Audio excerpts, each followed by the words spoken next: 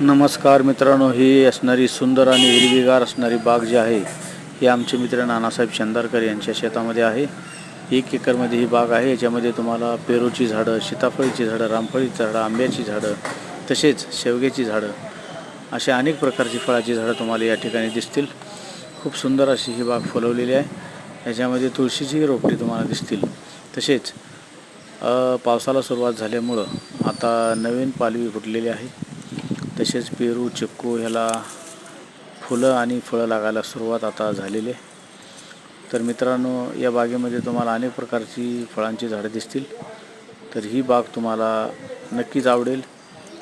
खूप सुंदर असणारी बाग आहे. आता ह्याला फळं आणि फुलं लागायला सुरुवात झाल्यामुळं ही खूप सुंदर अशी बाग आता आपल्याला दिसेल. तर मित्रांनो, हा व्हिडिओ कसा वाटला लाईक करा, कमेंट करा आणि सांगा. Thank you so much.